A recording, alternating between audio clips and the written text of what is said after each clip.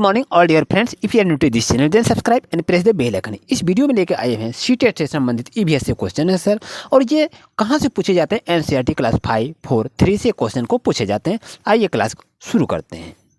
First question दोस्तों यहाँ पर ये भी बनता है कि चींटी के संबंध में। चींटियाँ चलते समय जमीन पर कुछ ऐसी छोड़ती है जिसमें सूंघ कर पीछे आने वाली चींटियों को रास्ता मिल जाता है। इसलिए हम लोग देखते हैं कि चींटियाँ हमेशा एक लंबी कतार में क्रमबद्ध चलती है, क्योंकि वो एक रासायनिक पदार्थ छोड़ती है और उसे को सूंघ कर वो आगे की ओर बढ़ते रहती है। अगर मच्छर की बात करें तो मच्छर हमारे शरीर की गंध, तलवे की गंध और हमारे शरीर की गर्मी से हमें ढूंढ लेता है। देखिए, मच्छर को आंख नहीं होता है, लेकिन रात को कान के पास आएगा और क्या कहता है, नू नू नू नू नू नू नू करके उसके बाद वो टस से उसको टूस लेता है। बच्चों, आप देख रहे हैं यहाँ पर ऐसे ऐसे क्वेश्चन को देखने को मिलते हैं कि मच्छर हमारे शरीर की गंध, तलवे की गंध और हमारे शरीर की गर्मी पाकर वो हमें ढूंढ लेती है और हमें प्यार से वो काट लेते हैं नाक के, मुंह में, और तड़ाक हम थप्पड़ मार देते हैं अपने मुंह में। अगर यहाँ बात करें रेशम का कीड़ा से, तो रेशम का कीड़ा अपनी मादा को उसकी गंध से कई किलोमीटर दूर से ही पहचान लेता है। ये इसके गुण होते हैं। अब देखते हैं कुत्ता के बारे में।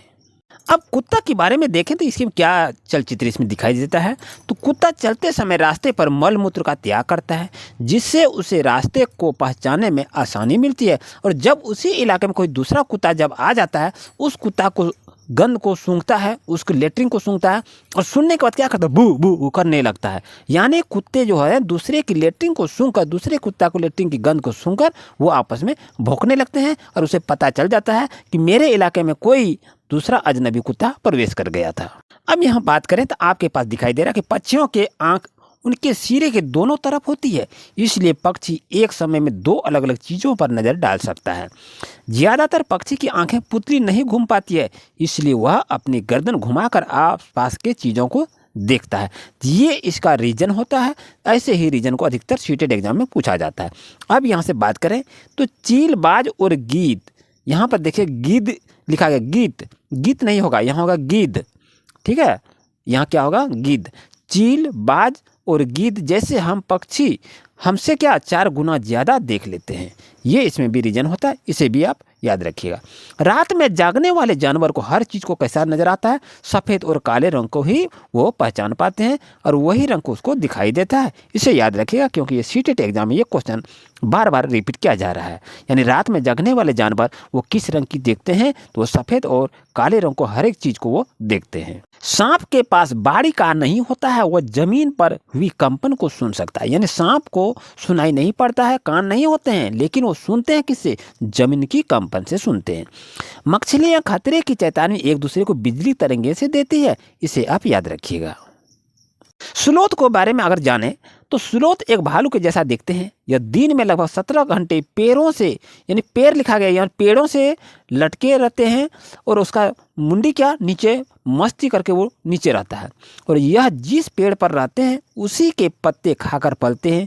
जब यह पेड़ के सारे पत्ते खा लेते हैं तब वे फिर से उतरकर पास के पेड़ पर चले जाते हैं और लगभग 40 साल की उम्र में यह मुश्किल से 8 पेड़ पर घूमने की तकलीफ को उठाता है और यह सप्ताह में एक बार लेटरिंग करने के लिए लेटरिंग रूम यानी नीचे उतरता है।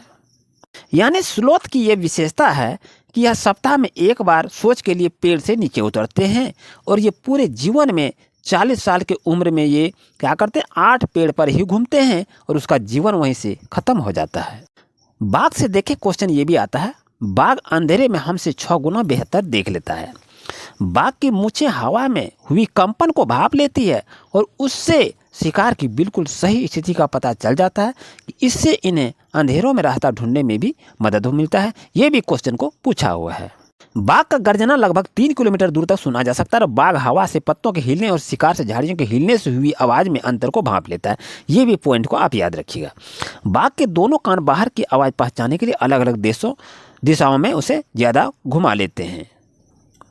उत्तराखंड का जिम कॉर्बेट नेशनल पार्क और राजस्थान के भरतपुर जिले में घाना पार्क में जानवरों का शिकार करना मना है।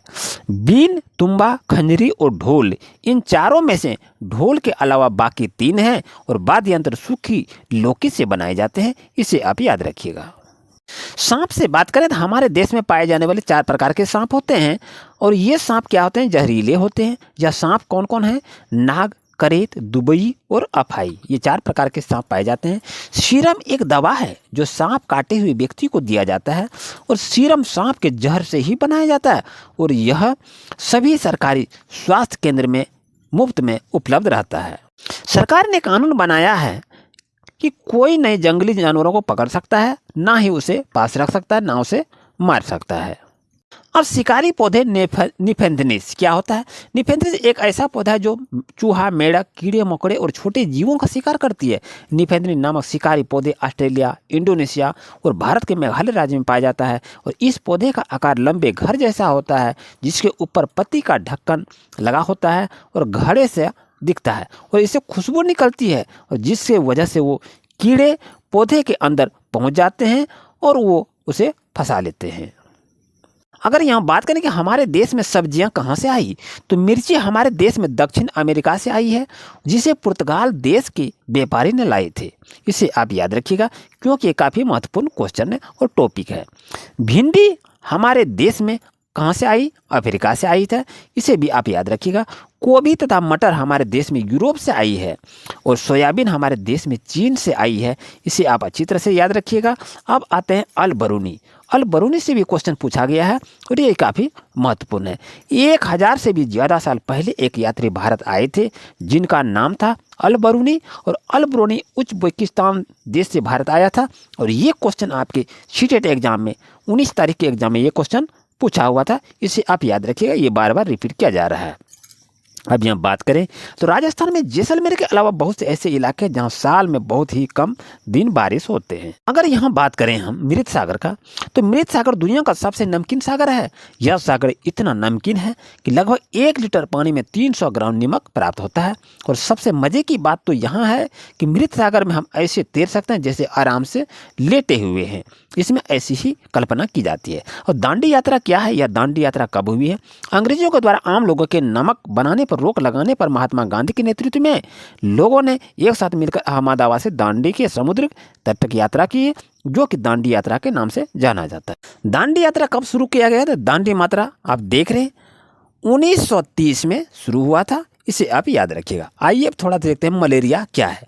तो मलेरिया मादा मच्छर एनोफिलिस के काटने से फैलता है और मलेरिया खून की जांच से पता चलता है और मलेरिया की दवाई पुराने ज़माने में सिनकोना पेड़ की छाल से बनाई जाती थी और ये क्वेश्चन आपके सीटेट एग्जाम में अभी फिलहाल पूछा हुआ है। और मच्छर के काटने से क्या बीमारी होती है? मलेरिया, डेंगू, चिकनगुनिया ये हो सकती है, ये इसके लक्षण होते हैं और इसी तरह से क्वेश्चन को अधिकतर एग्जाम में पूछे जा रहे हैं। अब देखते हैं थोड़ी सी के लिए अनीमिया क्या है।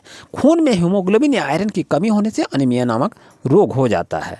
अनीमिया से बचने के लिए हमें क्या खाना चाहिए? तो हमें गुड़, आंवला और हरे पत्तेदार साग सब्जियाँ का यूज करनी चाहिए, ये काफ़ी महत्वपूर्ण है। अब आते हैं माउंट एवरेस्ट पर चढ़ने वाली प्रथम भारतीय महिला कौन है? तो बछेंद्री पाल एवरेस्ट पर चढ़ने वाली पहली भारतीय महिला है जो कि 23 मई 1984 के दिन में 1:07 पर 8900 मीटर ऊंचे माउंट एवरेस्ट पर कदम रखी थी। ये क्वेश्चन आपके 23 जनवरी को आज ही के दिन के ये सीटेट एग्जाम में ये क्वेश्चन को पूछा हुआ था, इसलिए आपसे ये शेयर किए। आप देखें तो माउंट एवरेस्ट का नेपाली नाम क्या है? सागरमाथा है और ग्लोब में भारत के ठीक विपरीत ब्राज़ील और अर्जेंटीना देश हैं। तारे अक्सर टिमटिमाते रहते हैं और टूटता तारों को उल्का पिंड कहते हैं जो पृथ्वी के वायुमंडल में आते ही जल हो जाता है। चांद पर पहुंचने वाला प्रथम व्यक्ति नील आर्मस्ट्रांग है जो सन 1969 ईस्वी में चांद पर सबसे पहला कदम रखा था। और सुनीता विलियम अंतरिक्ष में सबसे लंबे समय तक रहने वाली प्रथम महिला है। और LPG मोम कोलतार ग्रीस जमीन के अंदर से प्राप्त की जाती है। प्लास्टिक और पेंट को बनाने के लिए भी तेल का इस्तेमाल किया जाता है। ठंडा रेगिस्तान लेह और लद्दाख अगर देखें तो ये सभी ठंडा रेगिस्तान कहे जाते हैं और यह इलाका सूखा, समतल और ठंडा होता है। लद्दाख में बहुत कम ही बारिश होता है, यहाँ दूर दूर तक के बर्फ से ढके पहाड़ और सूखा मैदान दिखाई देते हैं। अगर यहाँ बात करें तो हम पश्मीना शाल के बारे में थोड़ा जानते हैं कि एक पश्मीना शाल लगभग 6 स्वेटरों के बराबर गर्मी देती है। और पश्मीना शाल को मशीनों के द्वारा नहीं बनाया जाता है क्योंकि यह बकरी के बहुत ही पतले बाल से बनाया जाता है। यदि यह एक बुनकर 250 घंटे तक बुनाई करता है तब जाकर एक साधारण पश्मीना शाल तैयार होता है। इसे याद रखिएगा। कश्मीर के लोग खाने के लिए रोटी घर में नहीं बनाते हैं, वह रोटी को दुकान या बेकरी से खरीद कर लाते हैं तब उसे खाते हैं। और ये देख रहे किसानों का मित्र है केचुआ। केचुआ जमीन में छेद बनाती है जिससे जमीन पीली हो जाती है और इन केचुए के मल से जमीन में उपजाऊ होता है। कुड़ुक भाषा झारखंड की भाषा है। इसे याद रखिएगा। जंगल का अधिकार कानून 2007 में लागू किया गया था। इसे भी याद रखिएगा क्योंकि जंगल से हटाया नहीं जा सकता और ये चीज़ों को इससे संबंधित है। जो कि 25 साल से जंगल में रह रहे हैं उनका वहाँ के जंगल और वहाँ पैदा होने वाली चीज़ों पर हक होता है। इसे याद रखिएगा। झूम खेती से क्या आता है? झूम खेती मिजोरम में मनाया जाता है और ये कहाँ से संबंधित है? मिजोरम में झूम खेती होती है तो वहाँ से इसे संबंधित है। झूम खेती में मिट्टी को हल्के से हिलाकर बीज रख देते हैं और एक ही खेत के अलग अलग तरह के बीज जैसे मकई, सब्जियां और मिर्च और चावल बो दिए जाते हैं। झूम खेती में खेत अनचाही घास उग जाते हैं और उसको उखाड़ते नहीं हैं बल्कि उसे ज़मीन पर गिरा देते हैं जिससे ज़मीन उपजाऊ बनते हैं। अब टीन खेती किसे कहते हैं? ये भी क्वेश्चन पूछाता है। एक टीन बीज को जितने ज़मीन में बोते हैं उसे एक टीन ज़मीन कहते हैं तथा इस प्रकार की खेती को टीन खेती कहते हैं। इसे याद रखिए। चराओ नाच मिजोरम में होती है और अधिकतर ये NCERT classes 5 class 6 class 7 class से ये क्वेश्चन अधिकतर बार बार पूछा जाता है। अगर ये वीडियो आपके लिए दोस्तों काफ़ी अच्छा है तो वीडियो को लाइक कीजिए, चैनल को सब्सक्राइब कीजिए और किसी तरह की कोई समस्या हो तो कमेंट अवश्य करें। Thank you for watching my video.